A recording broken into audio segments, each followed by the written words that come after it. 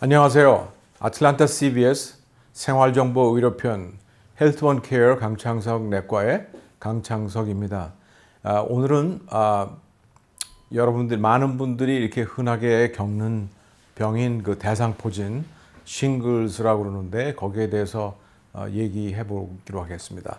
이 대상포진은 이 말 그대로 그 포진, 그러니까 습진에서 물집이 생기는 것 같은 병인데, 이게 무슨 처음에는 그런 그 물집이 생기고 이렇게 불그스렇게 나오면 사실은 그것이 어떻게 어디서부터 오는지를 이제 혼동될 때가 많습니다. 그렇지만 이 대상포진은 영어로 얘기하는 싱글스는 특히 우리가 그 수두 치킨팍스를 어렸을 때 앓은 다음에 그 수두의 균이 없어지질 않습니다. 몸속에 어떤 그 신경의 그 뿌리 쪽에 이렇게 머물면서 평생을 우리와 같이 있다가 이제 가게 되는데, 대부분의 경우에는 아무런 문제를 일으키지 않고 그냥 우리 몸에 머물다가 이제 우리가 죽으면 같이 그냥 없어지는 그 같은 과정을 겪지만, 때에 따라서는 우리의 몸의 컨디션이 안 좋고 이런저런 이유로 인해서 그것이 이렇게 재발하는 경우에, 그 재발하는 것이 그냥 우리가 어렸을 때 수두처럼 온몸에 그런 발진과 수포를 동반하는 것이 아니라 어떤 국지적으로, 즉 그 균이 그 붙어있는 그 신경의 뿌리에서 그 끝으로 나오면서 그와 같은 그 대상포진처럼 말 그대로 어떤 그 포진, 그 물집을 형성하는 그와 같은 질환인데, 그것이 얼굴 혹은 팔이나 몸통이나 다리나 이런 데에 어느 곳이든지 균이 머물고 있는 곳이면 나올 수 있습니다. 그러나 이 대상포진의 가장 큰 특징은,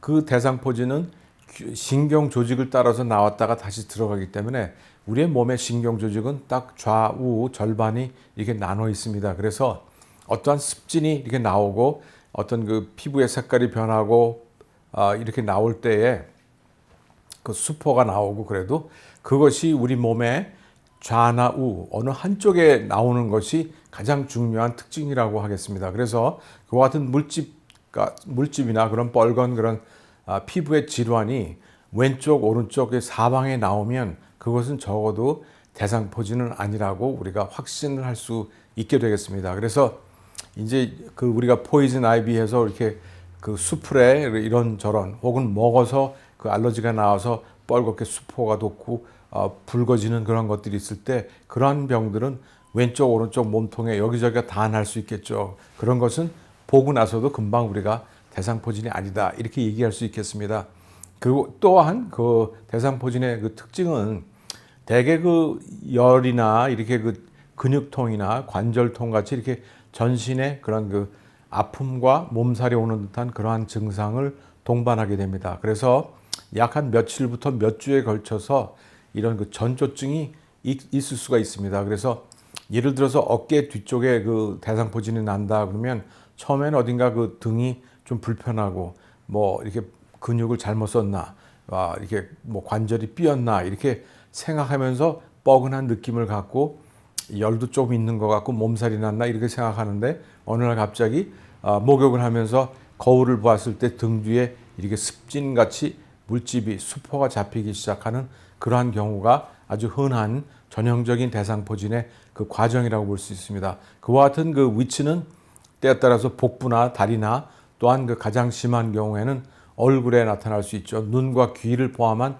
그 얼굴에 그와 같은 대상포진이 발병할 수가 있겠습니다. 그래서 그 위치는 말씀드린 것처럼 왼쪽 아니면 오른쪽, 그 다음에는 전조 증상이 이렇게 근육통이나 열이 나면서 이렇게 있다가 며칠 후에 혹은 몇 주 뒤에 이와 같은 그 발진이 되면서 수포가 형성되면서 그 진행되는 것이 전형적인 대상포진의 그런 그 진행 과정입니다.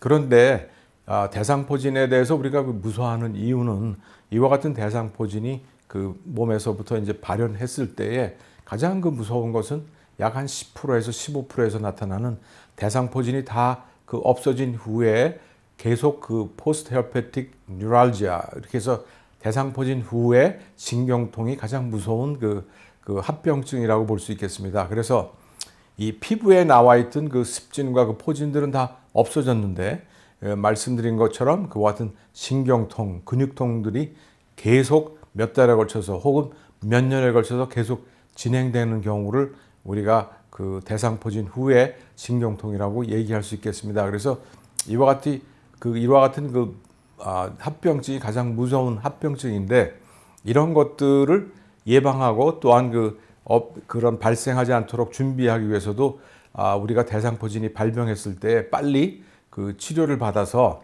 그와 같은 합병증을 아주 최소화할 수 있도록 하는 것이 지혜로운 그 처방이라고 할 수 있겠습니다. 그래서 이와 같은 대상포진에 대해서 제가 자세히 말씀드리는 이유도 왜 그러냐 하면, 대상포진이 나왔을 때, 그런 피부에 발병이 나왔을 때 약 한 72시간 이내에 그 항바이러스 제제를 먹는 그와 같은 것을 하면 이와 같은 합병증이나 전체 경과하는 그와 같은 그 통증의 정도나 날수 같은 거를 좀 줄일 수가 있게 되겠습니다. 그래서 이와 같은 좀 사전에 지식이 있을 때에는 대상포진이 나오려고 그러면 이게 대상포진이라고 의심하고 의사를 찾아가서 이제 그 치료를 받는 그와 같은 과정을 겪는데, 72시간 그 이내에 이와 같은 그 치료를 받는 것을 우리가 권고하고 있다는 말씀을 드리게 되겠습니다.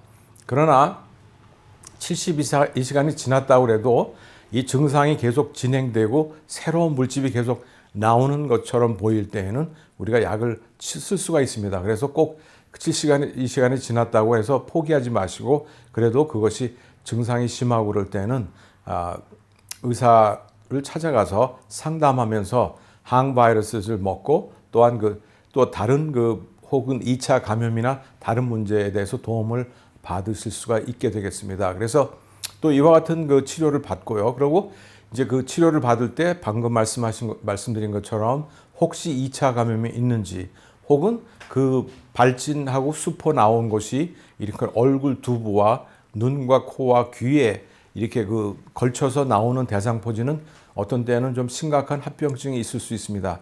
그 심각한 합병증은 뭐냐면 그 눈 안으로 이렇게 균이 들어가서 실명하는 그런 경우까지도 있고요. 귀나 그런 코 속으로 들어가면서 뇌로까지 퍼지면서 이 대상포진으로 인한 그 합병증이 생길 수 있습니다. 그래서 사실은 얼굴과 눈 주위에 나는 대상포진은 조금 더 우리가 유심히 관찰하면서 진료를 받고 치료를 받으실 것을 권하고 싶습니다. 그래서 이와 같은 가장 전형적인 대상포진의 치료제는 발트렉스, 에이사이클로비어 이런 약들이 있는데, 그러한 약들을 우리가 일주일 동안 먹게 됩니다. 그리고 일주일 동안 먹으면서 우리가 신경통, 그러니까 통증에 따른 그와 같은 신경통을 관리하는 약들을 우리가 주게 되고요. 또한 흔히 소염 진통제라고 하는 시중에 약국에서 팔 수 있는 그와 같은 약들을 먹으면서 전신의 근육통이나 열들을 또한 다스릴 수가 있겠습니다. 또한 심한 경우에는 부신피질 호르몬, 스테로이드 제제를 같이 먹음으로 해서 전체적인 통증과 소염을 돕는 그와 같은 치료를 받을 수도 있겠습니다. 그래서 이와 같은 전체 코스가 이게 되게 되는데요. 여기서 큰 질문은 또 뭐냐면, 그러한 습진이 났을 때 과연 다른 사람들한테 옮기지 않겠나 하는 그러한 걱정을 하게 됩니다. 대부분의 사람들이 사실은 수두를 알았기 때문에 그것이 옮겨도 그 문제가 좀 덜 된다고 생각할 수는 있겠지만, 그리고 일반적으로 어린아이들이 대상포진을 전혀 안 걸렸던 사람들은 위험도가 훨씬 높지요. 그러나 어른들, 그다음에 이 대상포진은 전염력이 초기에 아주 한 번도 안 알았던 어린아이들의 수두에서 옮기는 것보다는 훨씬 약합니다. 그래서 전염력은 약하지만 대상포진이 알았을 때 수포에서 나올 때, 그때에는 수포에 있는 바이러스가 균이 퍼질 수가 있습니다. 그래서 그냥 전조 증상으로 근육통이나 이랬을 때에는 퍼지지 않지만 전염이 되는 경우에는 수포가 생겨서 거기서 터져 나오는 진물 가운데에 균이 있기 때문에 거기서 균의 수포가 공기 중으로 퍼지거나 직접 만짐으로써 대상포진이 퍼질 수는 있겠습니다. 그래서 그와 같은 습진이 나온 수포가 나온 부분을 우리가 건조한 거즈로 헝겊으로 이렇게 커버하고 반창고로 커버하고 옷을 입고 노출하지 않는다면 웬만한 일상생활은 충분히 하실 수가 있고 다른 분들한테 전염하지 않는다고 보실 수가 있겠습니다. 그러나 임산부나 어린아이나 이와 같은 또한 수두를 앓은 적이 없는 혹은 암 환자나 이런 분들은 주위에 가까이 하지 않는 것이 현명한 방법이라고 말씀드리겠습니다. 그리고 이제 마지막으로 말씀드리고 싶은 것은 그러면 그 대상포진 예방주사는 어떻게 하면 좋을까요? 이렇게 되는 거죠. 그래서 이 대상포진이 발병하는 것을 예방하는 방법은 이 수두를 거의 대부분의 사람이 알았고요. 알지 않았던 사실 확실하지 않은 사람들도 이 대상포진 예방주사는 맞을 수가 있습니다. 그러나 우리가 일반적으로 권고하는 나이는 60세부터 권고합니다. 그러나 대상포진 예방주사를 맞을 수 있는 나이는 50세 이후부터 이렇게 우리가 얘기할 수 있겠습니다. 그러나 60세 이후로 60세로 우리가 권하는 이유는 대개 그 50대에는 발병률이 첫째는 낮고요. 그 과정도 경미하고 쉽기 때문에 또 아직도 건강하기 때문에 대상포진의 그 코스 가운데에 이렇게 그 항바이러스제제나 그 치료제를 투약해서 그 도움의 그런 정도가 그 약하기 때문에 그 대상포진 예방주사는 보통 60세부터 맞으십시오 이렇게 권고하고 있습니다. 그러나 주위에 그 대상포진 않은 사람을 보고 겁이 나거나 그리고 본인이 생각할 때는 아무래도 본인이 약하다고 생각하고 그리고 무서워서라도 맞기를 원하면 당연히 50세 이후에는 맞으실 수가 있겠습니다.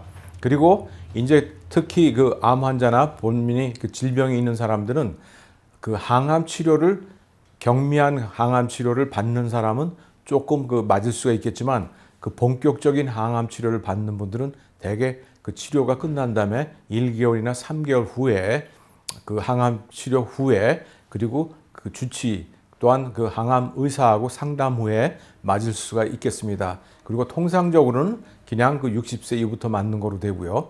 그 다음에 이제 한 가지 말씀드리는 것은 대상포진을 한번 알아서 겁나는데 그 예방주사를 맞아야 합니까? 하는 그러한 질문이 있을 수 있겠습니다. 그런 분들에게도 우리가 통상적으로는 권합니다. 왜 그러냐면 대상포진이 다시 생길 수 있는데 그 재발하는 확률을 낮추고요. 그리고 다시 또 생겼을 때에는 전체적인 그 대상포진의 그 경과를 경미하게 할 수 있기 때문에 대상포진을 이미 앓은 사람도 그 대상포진 예방주사를 맞으실 수가 있습니다. 그러면 그 대상포진을 앓은 사람은 무서운데 이제 얼마나 빨리 맞을 수 있겠습니까? 하는 질문이 생기는데 대상포진을 한번 앓았던 사람은 대상포진을 앓은 후에 약 한 6개월에서 한 12개월 후에 대상포진 예방주사를 맞으시면 되겠습니다.